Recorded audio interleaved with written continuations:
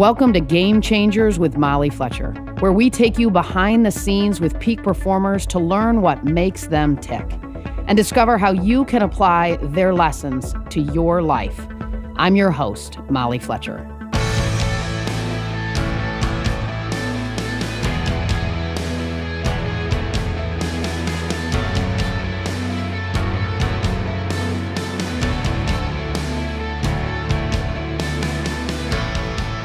The New York Times calls him a sought-after guru to NFL coaches, Olympians, hip-hop stars, and Silicon Valley entrepreneurs. Today, I'm talking to Ryan Holiday, marketing expert and author of best-selling books like The Obstacle is the Way and Ego is the Enemy. His creative agency, Brass Check, works with clients like Google and authors like Tony Robbins and Tim Ferriss. At age 19, Ryan dropped out of college and began a fast-track career in marketing. He worked with authors Tucker Max and Robert Greene before making a name for himself as a director of marketing for American Apparel and then penning his first book, Trust Me, I'm Lying, Confessions of a Media Manipulator. In total, his books have sold 1.3 million copies. In our conversation, Ryan shows us how to turn even the most insurmountable obstacles into advantages. We talk about what we can learn from the ancient philosophy of Stoicism and the power of staying present and why most of our failures are self-inflicted. If you're feeling frustrated or stuck, this one will inspire you to turn problems into opportunities. Here's my conversation with Ryan Holiday.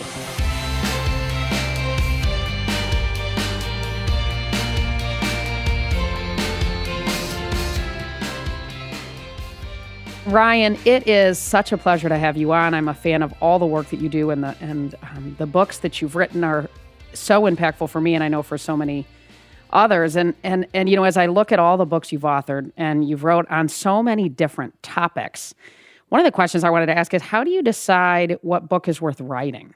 It's tough. The best line that I've heard is that you should write the book that you can't not write. So, if you're writing about a topic because it's fun or it's, you know, mildly interesting to you, or you think it would sell well, these are all okay reasons, but ultimately insufficient reasons to write a book. The reason to write a book is that you are obsessed, that you can't stop, that you feel like you would almost die if you don't do it. And so each one of my books has hopefully been driven by something deeper like that, because if it's not, you just don't get over the obstacles that are sort of inherently going to be there when you're making something that's, you know, 60 or 80,000, or in some cases, you know, 100,000 words. You need something to get you through what is going to be a slog, even at the easiest. For those who aren't familiar with Stoicism that are listening, can you just top line sort of what those core principles are? Yeah, it's an ancient philosophy, the most prominent student being Marcus Aurelius, the Emperor of Rome. And it's really the sort of philosophy of courage and temperance and wisdom. And it's designed, you know, my sort of short definition of Stoicism is that it holds that we don't control the world around us, but we control how we respond.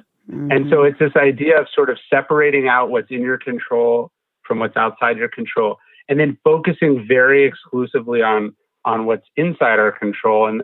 And more often than not, that's our emotions, that's our feelings, that's what we're going to do. That's thinking creatively. It's all that. So it's a sort of philosophy designed for what I think is the inherent unpredictability of life. And you root it, obviously, in ancient culture and ancient learnings. And tell me what got you to that point, right? To sort of rewind the tape to get you rooted in Stoicism and how that applies today. I've just always loved ancient philosophy and history most of all.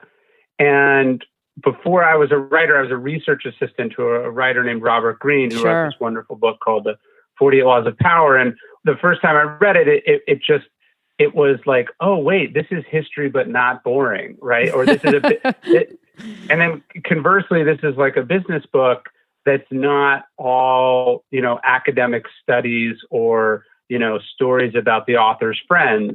It's sort of rooted in something a little bit more timeless. And so what I took working from Robert is this idea that we really learn through stories, and that more often than not, the sort of the ancient myths and stories and, sort of founding personalities from ancient history, whether we're talking about Alexander the Great or Musashi, the samurai swordsman, or, the heroes of the Civil War, whatever it is, the readers tend to respond very strongly to those stories. So I try to illustrate the themes I talk about in my book, not with my own personal experiences, but with sort of really interesting, compelling, either myths or stories or analysis of well-known events from history, and sometimes not well-known events that I think people should know about. And your books have been embraced by athletes and coaches. And of course, I've lived in the world of sports. And so that to me has been just so cool to see. And I notice even in the books, right, you include a lot of examples of sports figures, from Saban to so many others. And so why do you think this is resonating so much with athletes and coaches? I have to admit, it was totally unintentional. I was really thinking, how do we take this ancient philosophy and make it relevant in a business or leadership context? And of course, it was just a blind spot that sort of sports is both leadership and business. And it's sort of a third thing, which is obviously athletic excellence and teamwork and a number of other things. But I wasn't thinking of that as an audience. And then it's actually been really sort of humbling and interesting to me to see that in a way it's sort of athletes and coaches who have this profound hunger for a mental edge or insight or learning. And ironically, in a way that the business community, which I thought would have it, has it less. And I've also just been interested too, it's sort of anecdotally, I know many CEOs and entrepreneurs have read the books, but it's the coaches, in some cases, some of the most elite coaches in the Bill world. Belichick and so many others, yeah. They Saban. just send emails when they read books. Like they don't even stop at the book. They want to sort of suck you for every edge. They want to know everything that wasn't in the book, and they want you to explain the book. It's actually been really inspiring for me to see these people who are, ostensibly the best in the world at what they do. Just the like when I spoke at Alabama, I think 2 years ago, to see Nick Saban sit in the front row, take notes, and then ask the first question was obviously modeling for the team, but it was also modeling for me. Just like the idea that I would even have something to teach him, or that he would still have something to learn, I think is really interesting. But I guess to answer your question, I think the idea that, it's not what happens, it's how we respond, which I think is the sort of core component of my books. I think that's really, really an essential element of sports. And then also, I think sports have figured out that, look, the edge in the weight room or in terms of the X and O's of the sport itself, most of the easy gains are gone there, or that you have to be world class there just to get on the field. And then it's the other intangible elements. How do you recover from an injury? How do you recover from, a bad quarter? How do you pull a little bit extra when the tank is empty? How do you deal with a ref that's treating you unfairly? It's these elements that ultimately separate, winning at the very, very elite level. And I think that's a theme of my books a little bit. For sure it is. No, the controllables and uncontrollables, I love that too. One of the things that I think is interesting that I found as I lived in the sports space is these are guys and gals who there is somebody right behind them ready to take their job all the time. And I don't know that executives and business people feel that way, but I know with baseball players or golfers, I mean, they know they're one tournament away, potentially, if they haven't won a major, if they're a coach and they're not at the Saban level or guys like that, right? They know that they're only as good as their last couple seasons. How much of that do you think is playing into the mindset of always wanting to get better and to do more and to learn more? How much is rooted in that, do you think? I mean, I definitely think that's a part of it. And look, even in a Nick Saban or a Coach K or a Coach Calipari is going to know that if they have a couple losing seasons, it doesn't matter how great their legacy is. Eventually you get pushed out. So I do think that's part of it.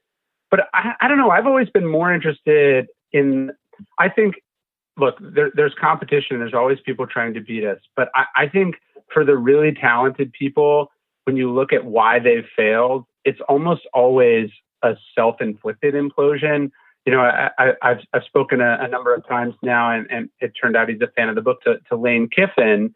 And I think, you know, he's a really interesting example, and I think both a cautionary tale and an inspiring tale, in the sense that for really talented people, the risk is not someone coming and knocking you off your perch.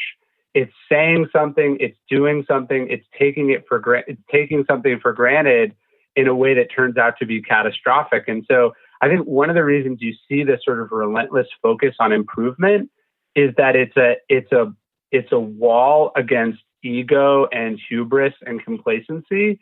And so, you know, if you think that you are unbeatable, that's the second you get beaten, and you start making mistakes and you start getting lazy. And so I think I don't know, I guess my point would be, I think it's less about the person coming behind them and more just how perilous that position of power and success is. And I think about it as a writer too. You know, it's not, my next book isn't going to fail because somebody else writes a better book and that book sells more copies.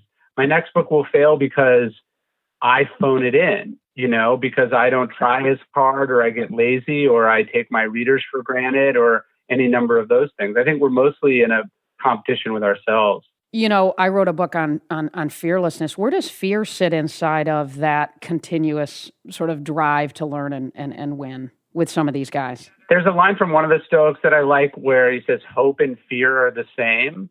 Both are focusing on something that's outside of your control, and they both sort of come at the expense of the present moment. So I try not to do either. I try to focus and be sort of very much rooted in whatever I'm doing right now. So again, the idea of like the next book coming out, instead of being afraid of how the critics are going to receive it, or how intimidating the process is going to be, or how hopeful I am for a certain outcome, I'd rather just direct that energy towards, you know, doing another pass on it, or thinking about, you know, the 38th sentence in the 14th chapter. Like I'd rather, I think obviously fear is unpleasant and makes no difference and all these other things, but also at the core level, if we have a finite amount of resources, fear, worry, and anxiety, those are like the three worst places you could direct that energy. Where does energy management sit inside of all this in your mind? It's definitely something I struggle with. You know, I've sort of been on a streak here. You know, I've done something like 8 books in 6 years. It's not quite as sort of back to back to back as that sounds, but you know, the idea of like, hey, I want to do this in a sustainable, enduring fashion is something I think a lot about. And so like on the book that I'm working on now, just the idea of like deliberately slowing myself down and pacing myself, I actually find is harder to do and requires more discipline than going all out. And I imagine for athletes, coaches especially, because coaches work these sort of marathon hours, but it's like overtraining is one of the biggest contributors there is to injury. And so in a way, like your drive and your dedication can actually end up working against you if you're not careful. For sure. Asset and a liability. Yeah. Like Tiger Woods, you know, obviously he had a number of problems in his personal life, but like most of the injuries he's dealt with as a golfer are just the other side of the coin that makes him such a great golfer. You know, his overtraining is it, you know, and probably far more training than a golfer really needed to do is what exacerbated a lot of his knee and back injuries. And so, it's this double-edged sword, I think, that we have to be careful of. You know, I love in the book when you talk about, you know, what should hold you back and using it to really move forward. How do you talk about that so that people that are listening can turn, you know, setbacks into pathways forward? The idea that, again, so something happens, this obstacle, you wouldn't have chosen for that to happen. Right. An injury, let's say. I was just reading a book about a dancer a very well-known choreographer, and she was talking about how she broke her ankle. Obviously, it was a big setback. No person would, just at a personal level, you're not just going to choose to break your ankle. But what opportunities then did that immobility that she went through provide for her as a choreographer? She found that she was able to sort of step back and see the whole picture a little bit better, because her temptation to sort of rush in and get involved whenever she saw a mistake or a problem and fix it, personally, that wasn't there. So she had to get better at sort of stepping back and watching. And then she was also talking about how she had to get better at communicating, because again, she couldn't just show you what she wanted you to do. She had to learn how to articulate it and explain it. So she became a better sort of big picture thinker and a better instructor as a result of what happened. And if I remember correctly, the same thing happened to Phil Jackson with one of his back surgeries. He had to kind of sit back and on the sidelines in a chair. He couldn't walk the court for an amount of time, and he found not only did it make him more patient, you could see the court better, but it forced the players to come to him. They were so used to the coach sort of coming to them that it actually had an unhealthy effect on the relationship. And so him sitting on the sideline being forced to let go, it actually strengthened his sort of power and influence over the team, because the team realized that they needed him. So in some regards, it's rewiring the way that we perceive these moments, right? And try to focus on the controllables and sort of shift the mindset. Yeah, I mean, look, he's stuck in the chair. So his opinion about this, his wishes as far as the obstacle go, are irrelevant. So he can sit there and sort of write that period off. He can be upset by it. He can be miserable. He can be despondent by it, whatever. Or he can be open to the possibility that there are alternative pathways, temporary or permanent, that this provides. And so I think it's primarily an openness of like, okay, here, this thing has happened.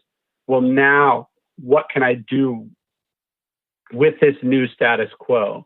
And I think it's also having this attitude, this sort of relentless focus on, I'm going to turn this into a positive. Mm-hmm. I think ideally Phil Jackson would have preferred to have been on the sidelines the whole time, right? To sort of walk the court the whole time. And I'm sure it was not good for the production that the dancer was working on that her ankle broke. So it's not that it was uniformly better than the alternative, but given that this did happen, how can we derive at least some advantage or a benefit from the difficulty? Have failed negotiations or missed opportunities to negotiate ever cost you money, time, resources, or relationships? So you aren't alone. 86% of people say they want to learn how to negotiate more effectively. That's why I am so excited to announce our public Game Changer Negotiation Training Workshop taking place in Atlanta, November 28th. During the workshop, you'll learn proven tools and a framework to navigate negotiations to get better outcomes. Participants learn tactics to negotiate with all kinds of different personalities. They learn a tool we teach called the E-Walk, used to prepare for any negotiation. Of course, the 10 best practices to negotiate and simulated negotiations are occurring all throughout the day. Attendees leave with our continuous engagement package to begin to put this framework to work immediately. Our promise to you is simple: close better deals faster and strengthen your relationships. We only have 30 seats available, so make your reservation today. Early bird and group pricing ends October 12th or when it sells out. Visit GameChanger360.com for details. See you in Atlanta.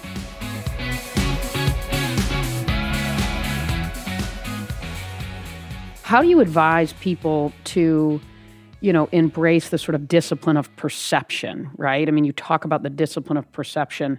How do you teach people, if you will, how to deploy that in their lives? Well, it's about how we look at things. The line from Epictetus, who's one of my favorite Stoics, he says, it's not things that upset us, it's our judgment about things. And so that to me, that really encapsulates what the discipline of perception is. It's realizing that we have an immense amount of power over how we interpret the world. So it's not the secret, right? It's not, oh, I'm going to wish things are good and therefore they're going to be good. But it's knowing that we add a lot of interpretation on top of our reality. So, something happened, that's objective. That it was unfair, that it was done by someone who's out to get us, that we'll never be able to recover. Those three things are opinions. Mm-hmm. And realizing that it's an opinion and realizing that you have the power then to either have no opinion or to have a positive opinion instead is, I think, immensely empowering. Mm-hmm. Mm-hmm. It's the story we tell ourselves. Yes. Yeah. Right in those moments. You have a creative agency, Brass Check. And I mean, it's just interesting. And I would love to sort of help you or have you help talk about how does marketing and Stoicism connect? I don't know if they connect so much as Stoicism is a philosophy of life and marketing is a business that I am in. And inevitably, I find myself, encountering obstacles and difficulties and, situations that are outside my control. But I sort of had these sort of two different tracks. Professionally, I was a marketer. I ran marketing in a publicly traded fashion company, and I've consulted for all sorts of interesting brands and companies over the years. And really what I always found is that the sort of deeper you go, the more philosophical you go, the more successful you're going to be. So, like from a marketing standpoint, people are like, what's the magical thing that I can do to sell more stuff, and the truth is most of the time, the reason things aren't selling is that there's a fundamental problem with the product or how the product is being explained or positioned or set up to market. And so I think one of the things I took from Stoicism is just sort of going to the source of things and not being afraid to break them apart and really understand them. I work with a lot of authors. That's probably one of my specialties as a consultant. And, oftentimes I'm turning most clients down because they've come to me so late in the process, but the book is already done, the release date is already set. And all the vast majority of options have already been closed at that point. Mm. So I think it's made me more systemic as a thinker and as a strategic advisor, certainly. In Ego is the Enemy, you talk about the power of purpose and realism over passion. Can you talk about that a little bit? I mean, that's probably the thing I see the most with authors is like, I was actually dealing with an author earlier this year, and he was, incredibly excited and incredibly passionate about the book. So he would do, someone said this was a good idea, and he would, oh, I'm doing that. And someone would say, this is a good idea. And he'd be like, I'm doing that. And it was really interesting as the project started, he was a mile a minute. He was sending countless emails. I remember talking to his publicist at his publisher, and I could just see that he was already wearing this woman down before she'd even really begun to get started. And so it was interesting to watch this sort of the passion slowly burn itself out. And then when it actually came to the window of where this thing was going to be released, it was like, where is this article we asked you to write? And where is, wow, why aren't you doing it this way? Like he burned out before he got to the finish line, and he burned out a lot of the people who were working on the project as well. Mm-hmm. And then it didn't do well. Meanwhile, someone who we'd heard less from, who just sort of diligently had their head down and was doing the work, it's sort of the whole tortoise and the hare thing. I think passion gets you there quickly, but purpose is sort of slow and plodding, but ultimately much better in this sort of endurance race that is, building a company or launching a book or winning a championship. And so purpose, tell me about, how do you talk about purpose with sports teams and coaches and athletes, and how important is that there? Yeah, I mean, so why are you doing this, right? Is money your motivator, or is it, your teammates? Is excellence what you're trying to accomplish, or do you want to be famous? To me, purpose is sort of passion at a refined level or at a directed level. Passion is very often to me sort of what I like, right? It's like what gets me excited, what gets me going, what I think would be cool. And purpose is much more, I think, inclusive and it's more directed and limited in scope, like the idea of like, just do your job, which is sort of this mantra in football. It's not just like do your job moderately well. It's like, look, if you crush it at your job, then it allows the people around you to do their job, and that this ripples through and creates a team, creates an organism where all the parts can depend on each other. And so, yeah, I think when you're out for number one, it often comes at the expense of everyone else. And so, I'll give you another example with books. It's like whenever I hear someone tell me that they want to sell a specific number of copies, they're like, look, my goal is to sell 2 million copies of this book. I'm immediately turned off and usually decline to work with them as a client. Not because I don't want to sell 2 million books, but one, I know it's preposterous, the idea that the author can decide how many copies of books they're going to sell, or that 2 million is that much better than 1.7 million. But it's more that your goal should be to reach as many people as you can humanly reach. The idea that you would have picked a number makes me think that you are acting out of ego and vanity.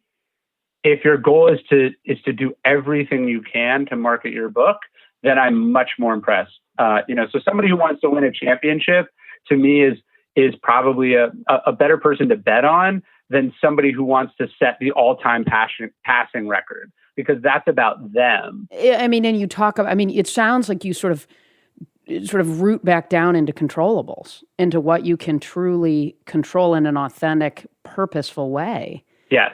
So for people that are listening, what are the things that, that maybe we can control that we sometimes overlook? I think often what happens is we focus on what we don't control, right? Other people's opinions, very specific outcomes.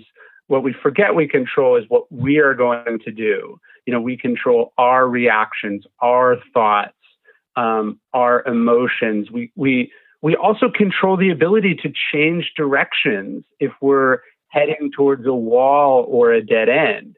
When Marcus Aurelius, who sort of coins this idea of the obstacle is the way, is talking about it, he's saying that the beauty of it is that you can be stopped here, but you can decide that actually you don't want to go here anymore. You want to go over there instead. Mm-hmm. And so really it's impossible. A mind that's always trying to move forward is impossible to stop, because it can go to the side and then go forward, or it can go backward and then go forwards, or it can change its orientation by just a degree. And so ultimately we have the power to sort of reorient and change our direction. And that prevents us, I think, from being stymied or stopped. If all we want to do is do this one thing, be the all-time pass rush holder or something like that, then what happens if you blow out your knee at the beginning of the season? If your goal is to be on a winning team, or to be a great teammate, or to do your job, now you have at least some direction, some options you can go. They're not maybe as good options. They're not the options you would have chose originally, but they're far from sort of meaningless options. Well, and this sort of is rooted, it feels and reminds me of, so many great coaches and I think candidly leaders believe in the process and embrace the process and focus less on the results, because the results become a byproduct of the controllables inside of the process. Totally. Is that a word you lean on and use and believe in? Yeah, look, I think the idea of if you set good systems, you set good principles, the success is a byproduct. Bill Walsh said the score takes care of itself. Mm-hmm. Heraclitus, who's this great mystic poet that the Stoics loved, he would say character is fate. So if you have good character, if you have a good system, if you have a good culture, that creates the fate that you want. It's obligatory then that it will create the outcome that you want. Mm-hmm. Maybe not immediately, but over time, eventually it wins out. Because you can control the process more. Yeah. Totally. What have been some defining moments in your life, and what impact did it have? I know that's a big question given the work that you do and the life that you've lived at your young age. What are you, like 30? You're young. Yeah, I'm 31. Yeah. In terms of defining moments, obviously there's small ones and big ones. I would say, I was actually just writing about this on the book that I'm working on now. I met my wife when I was 19 years old, and And I often find that sort of ambitious people, are like, I don't have time for relationships. My work is more important. I don't want to be tied down. I found that probably the single best decision I made in my life was finding the person that I was going to be partnered with, and sort of making a commitment to do that. Because then through a number of difficult moments and just the sort of stress and uncertainty of the profession that I pursued, I wasn't doing it by myself. It's in a way, it's kind of easy to find someone to be with when you're successful and you define who you are and, you're a little bit older. But I think the work is in, can two people stay together as all of that is being figured out? And certainly that was a decision that ended up having a lot of unintended benefits for me, both personally and professionally. That is really, really cool. And most importantly, you have someone to share so much with. Totally. And someone to do this stuff for sure. Right? Like, sure. The idea of like, what do you want some big house to live in by yourself? Right. Amen. I hear you. What is the point? Yeah, for sure. No, I have a wonderful husband. I'm super grateful too. That's like really cool that is the defining moment for you. I love yeah. that.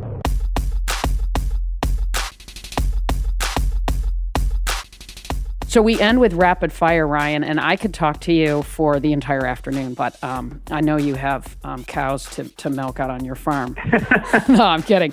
So what's the last book you read? The last book that I read, I'm reading a collection of Maya Angelou's biographies right now. So I guess that might not be super applicable to the audience, but that's what I'm in the middle of right now. Mm-hmm. And I'm sure, like many, you read a bunch of books at the same time. Yeah. What's a book that changed your life?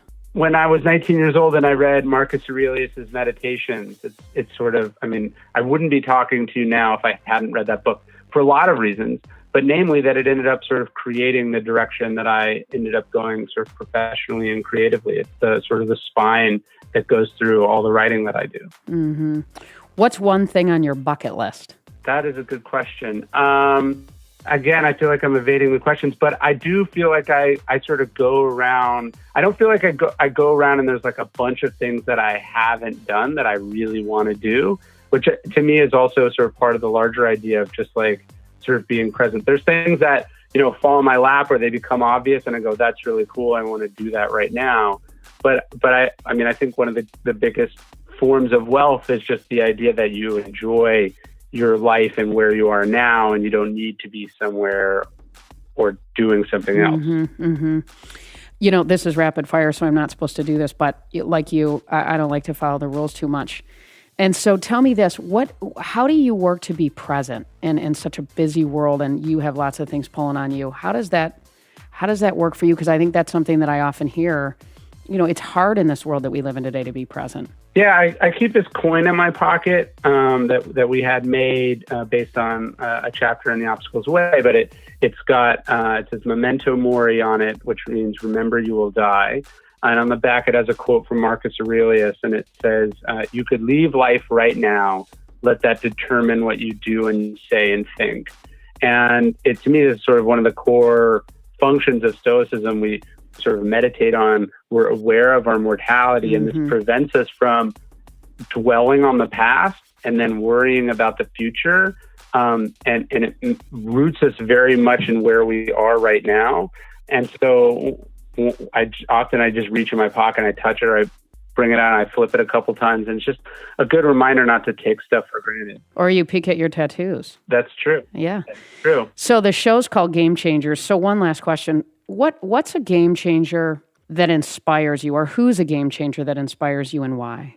Do you know who John Gordon is? Absolutely. Yeah, he's been on our podcast for sure. Yeah, I think John is someone that's so sort of relentlessly positive and earnest and open, and just the amount that he's sort of done for me and shown me. I think, when you meet someone like that, especially if you're sort of a misanthropic introvert like myself, you're just like, oh, okay, like not everyone is like this. And maybe I can be a little bit more like that. So he's someone who definitely is that for me. He's an incredible human being, a wonderful speaker, totally. A great man. And I know. I got to tap him for one of his positive T-shirts that he's been sporting around. I Do you know. have one yet? I've seen those. Yeah. We got to get those, man. Yeah.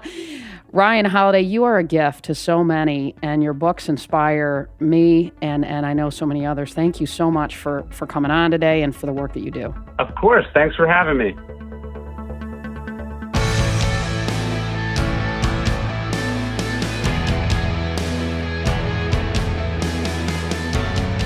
Thanks, as always, for listening to Game Changers with Molly Fletcher.